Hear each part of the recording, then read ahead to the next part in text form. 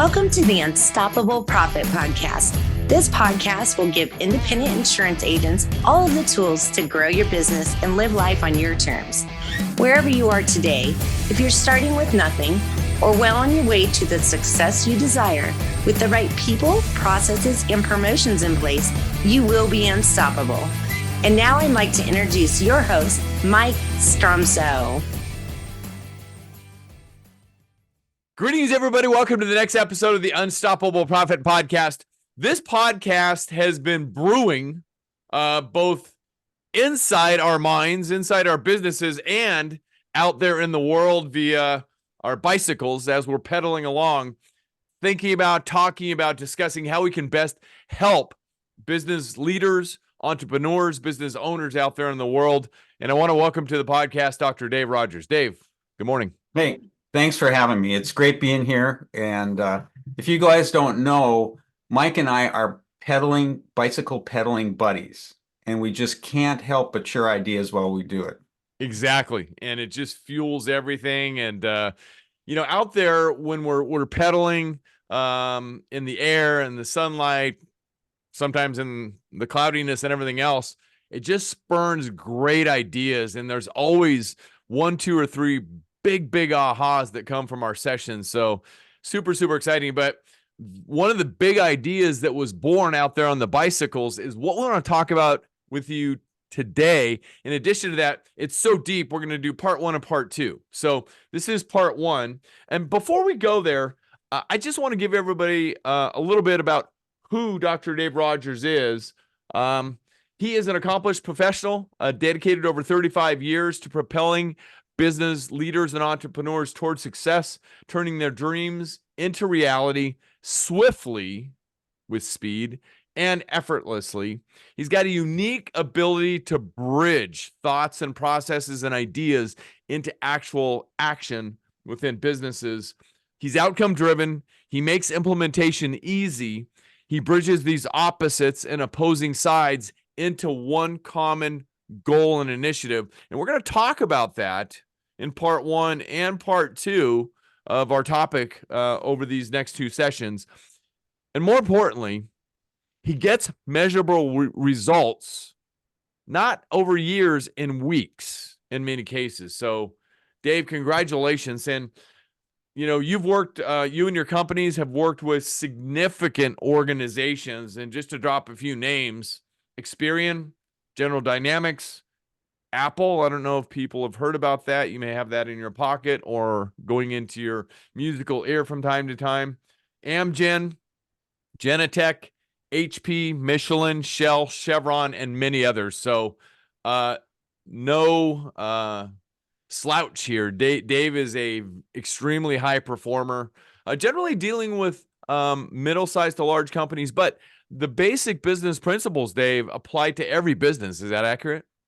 Oh, absolutely. And, I also dip down into the 5 or 6 person businesses, which it's the same principles. We're all people. We've all got the same challenges. And as leaders, we have the same challenges no matter how big our group is. Sometimes it's a group of 1 and we have the same challenge. Sometimes that's the biggest challenge, right? Yeah. Yeah. I mean, the affectionate mirror of truth circling in our UPP circle. So, Dave, the topic that we want to dive into is buy-in versus ownership. And, if anybody's been in business for a number of years, there was a concept that was possibly been flying around for years that you got to get people to buy in. But yeah, like we talked about early, you bridge opposites and opposing sides, and it's okay to disagree. So why is ownership maybe more important or better than getting people to buy in? Take us down that road. Well, if you start from the beginning, buy-in, if you're going for a change as a leader, boom, you've thought about the change for a long time, and all of a sudden you present it to your people like this is the greatest thing since light spread, and you want their buy-in and you want to get their conversation and stuff with it. But really, it's your idea. It's not theirs. So trying to get buy-in is fraught with problems. And one of the problems, if you think about it, some of us are a little bit critical and we don't buy in until we see results. So to try and get buy-in first is like it doesn't give you the leverage. And, think of today's world. We're being pitched to so much of the time, in marketing, in internet, in whatever it is, that we just don't want to buy anymore. Right. Just quit pitching me. And, your people are the same way. Don't pitch me with your ideas. I know what your ideas are. You're just trying to sell me and get me to do something, even if your heart's in the right place. The impact is different. So the world is more knowledgeable than it's ever been. I mean, frankly, it is. The information superhighway. So really, it's about engagement and ownership. How do you get them to be a part of the picture and paint themselves into it? And that's why, and this came up in our conversation, because I said, somebody asked me this question, how do I get buy-in? And I said, I wouldn't suggest going for it. I'd suggest starting with involvement and ownership of your people. And here's the problem when I talk to leaders about this, they say, but they don't really know what I know. I need to get them to shift. If I just give them the ownership, they're going to recreate what's comfortable for them. And I'm saying, that you don't want to give up your leadership position, but there's a way to do it where you can engage them and they can own it. And you can do that literally in one meeting in 3 steps if you have a particular change you're seeing a need for. And, that's what I'd like to share today with you on that. And it really comes down to 3 simple steps. First, you prepare by crafting your story. I mean, you do your preparation. That's important. But then what you do is you don't make that story perfect. The second step is you bring it to the team to engage them in the story and catch them up to speed on your thinking and add their thinking to it. It's the adding their thinking. And I'll go through this in a minute, but I want to give you the overview. Right. It's the adding their thinking to it that creates their ownership. Better together concept, right? Better together. Yeah, and it really is true. They're going to come up with things you didn't think of. You go, right on. And it's a way to acknowledge different personalities swirling around a business. Yeah, something like that.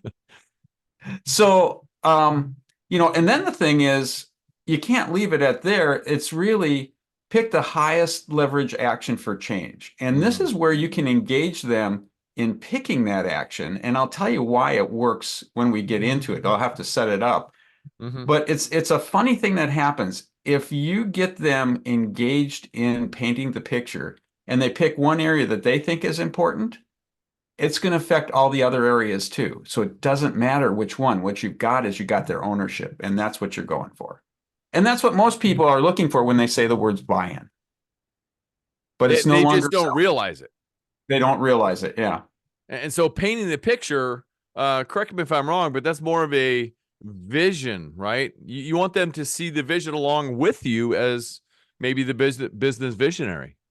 Well, or correct me if I'm wrong. In this case, we're talking about a specific change. So I look at the vision process as different. Okay, and good. And important. I'm assuming you've kind of painted that vision first. If we want to do a vision painting thing, that's a part 3, I think. But got it. That's fine. And but let's just say there's in business, it's okay to disagree, right?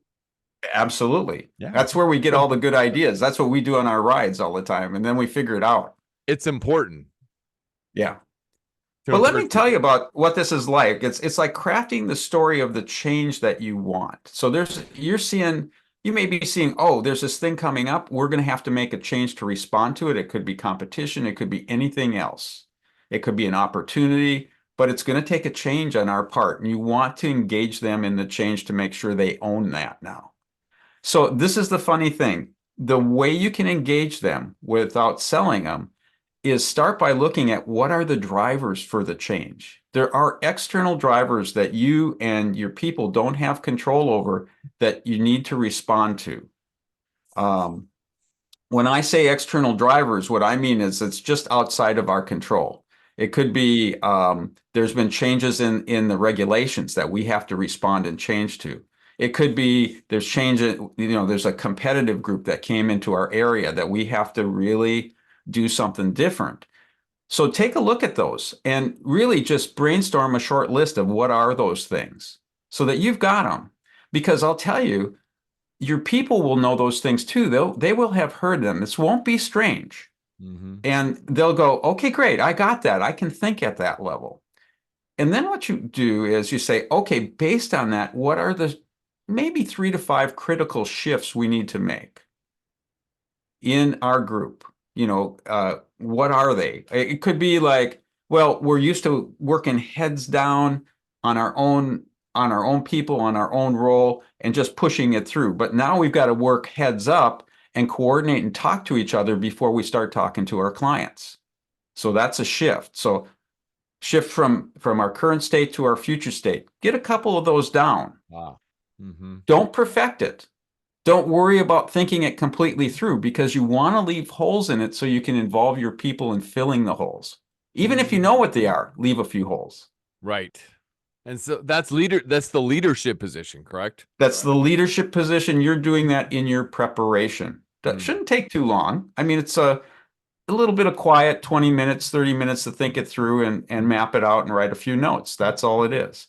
The second step then is you can do this all in one meeting, is call a meeting with your team. It could be virtual, it could be in person, whatever is your methodology is fine. And make this one a one topic meeting. Doesn't have to be long, but what we're going to be doing is doing what we call some strategic thinking together. You don't want to mix it with all the other immediate things that you want to do. You just want to make this on this topic so people can get absorbed in it. And again, doesn't have to be long. Could be 20 or 30 minutes. That's all it is. Could be a stand-up meeting for that matter, but you want to give it the time, the dedicated time. Right. The focus. Then what you do, time. Yeah, focus time. Then what you do is just share your story. So here's what's going on. There's these things happening out there in the industry that are affecting us. It's really going to cause us, we don't have control over them, but it's something we're going to have to address. And then you pause and you ask them, any questions on this? Do you have any things that you're seeing that I didn't include here? And you make it a dialogue and start adding to the list, essentially. So now you're engaging them. Now they're inputting into it. Very shortly, by doing this is going to be their idea, not yours. Just Even by better. adding their pieces into it. So, and you're going to figure out some things that they're going to say about it. You go, that's good thinking. I wish I would have thought about that one. And good to mention that too.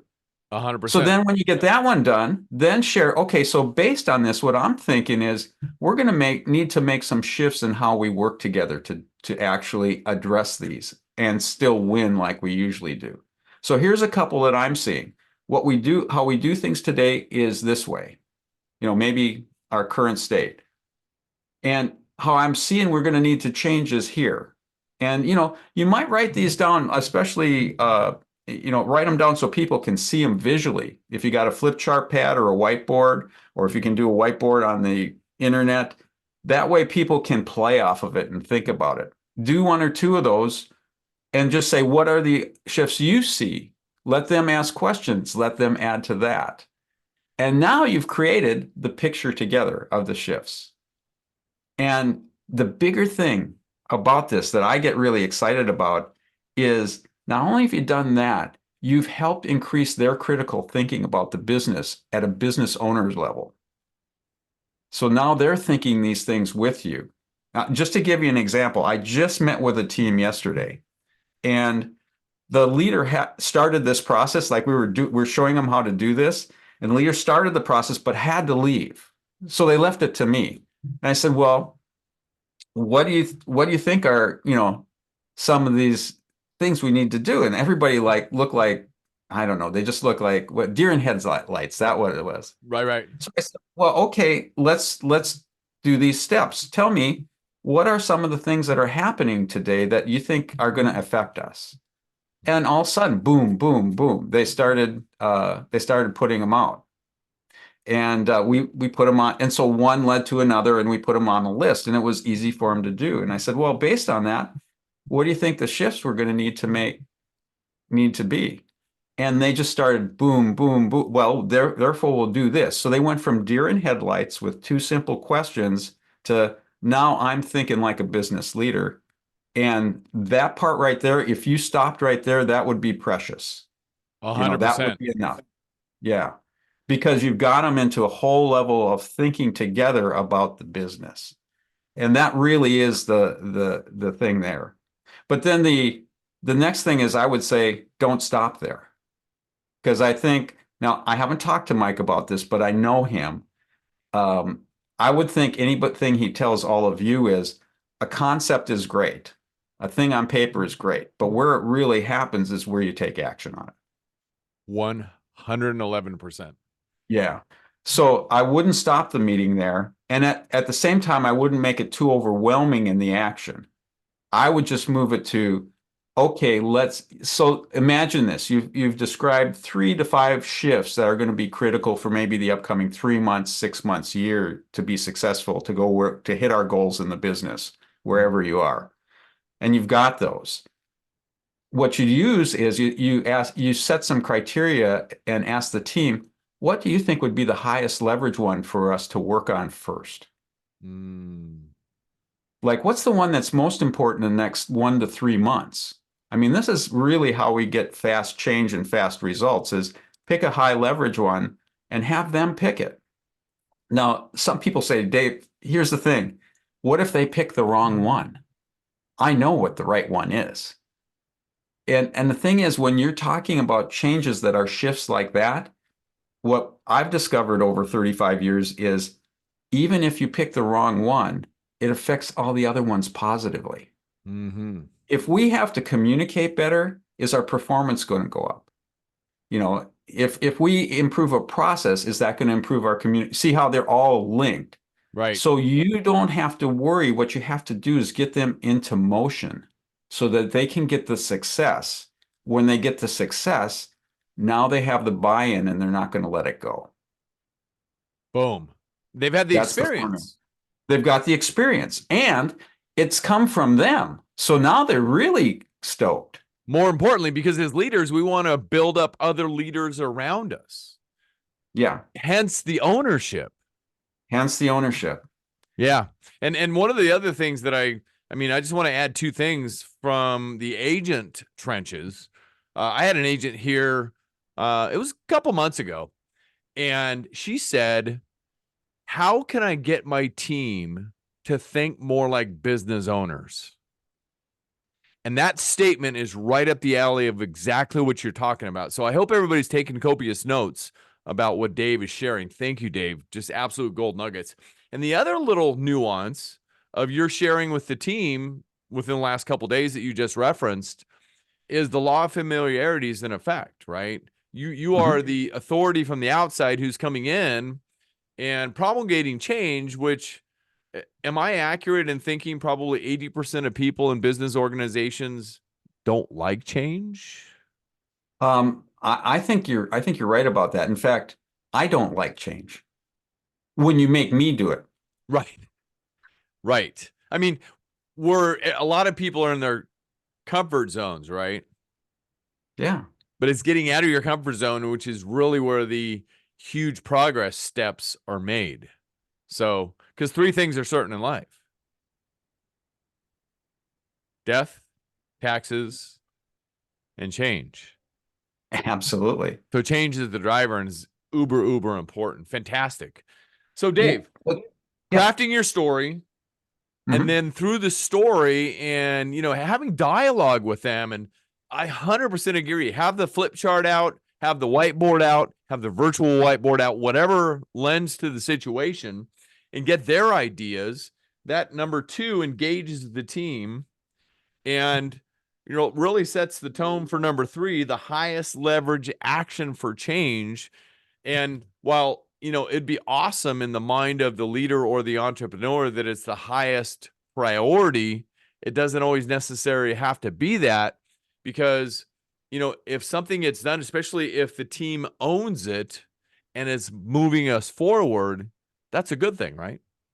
That's a good thing. And I'll tell you, there are little tricks to this too. Like, if you as the leader say, I really need them to take this other one too, you have leadership privilege to let them pick the first one, you pick the second one. You can work on 2 at once. That's not too much. So let them go first.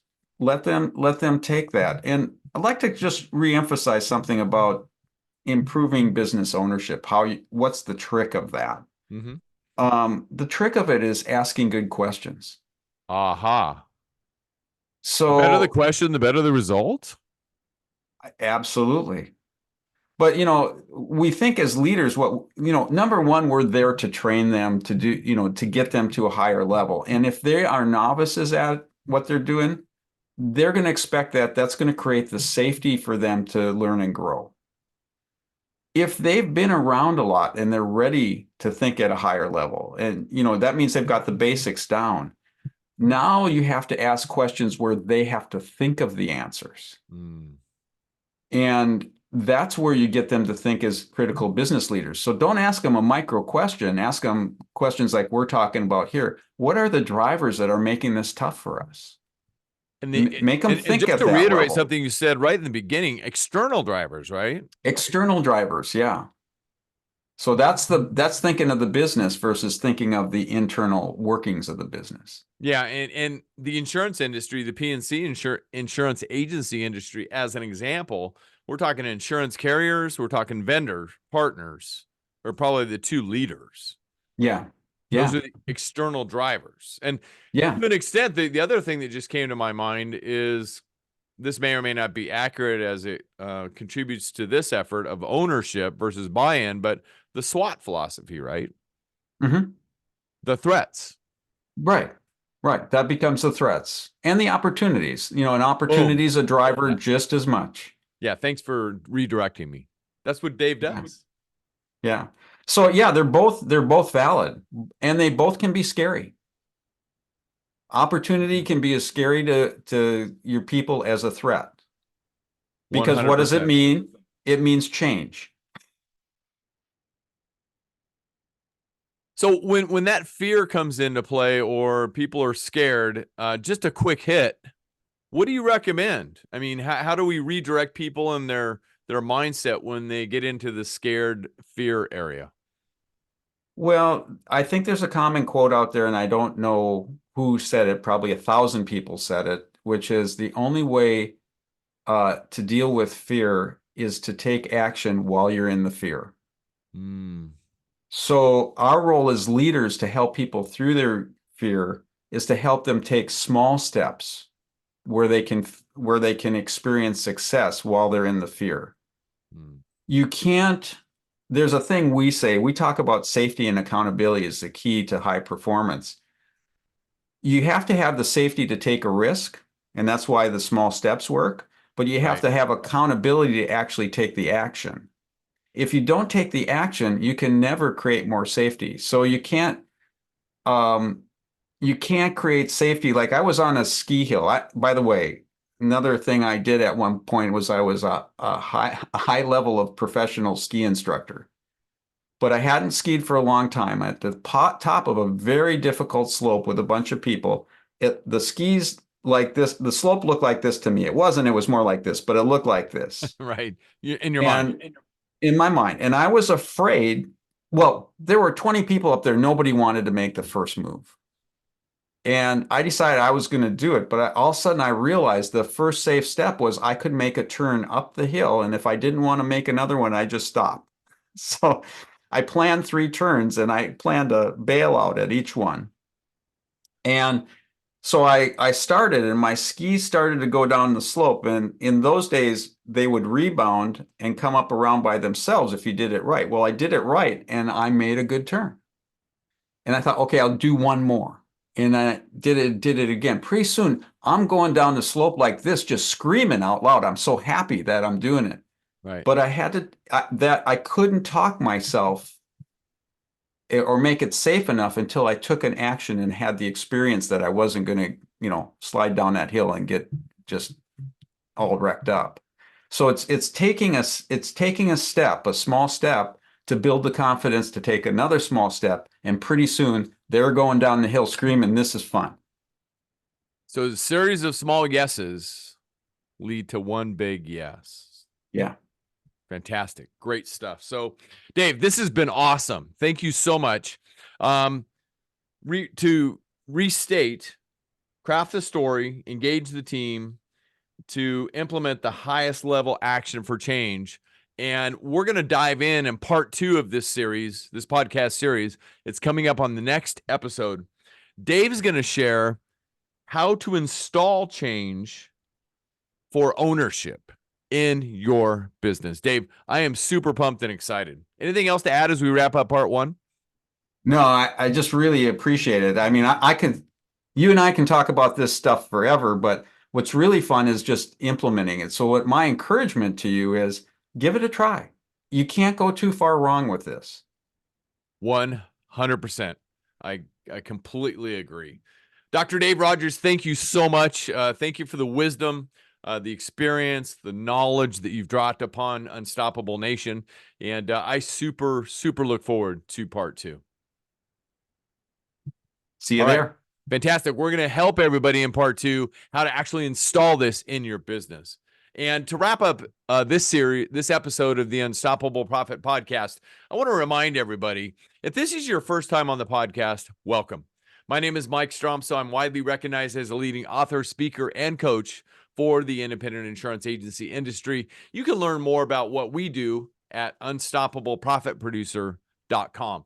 And if this is your first time on the podcast, again, I want to welcome you and encourage you to go to unstoppableprofitpodcast.com. That's our podcast website, unstoppableprofitpodcast.com. Make sure you go up to the top and click subscribe so you don't miss one valuable episode of the podcast, because we bring people onto the podcast that will promulgate change, that will lead you into the future, that will give you the latest strategies and thought processes to grow your business, create wealth, so you can have more freedom to live life on your own terms. And again, if you got great value out of this episode, please share it with somebody else you know, another agent, a business colleague, to help them as well continue to grow and flourish in today's business environment. So you can find us out there on all of the channels, including Apple Podcasts, Spotify, Stitcher, our YouTube channel,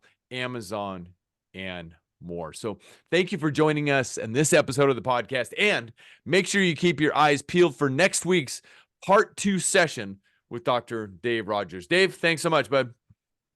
Thanks, Mike. All right, everybody. Until next time, you got this. We believe in you. Be unstoppable. We'll see you on the next episode. Can't get enough of the Unstoppable Profit Podcast? Come join our next live 3-day boot camp in warm, beautiful San Diego. Invest in your ticket today at beunstoppablebootcamp.com. That's beunstoppablebootcamp.com.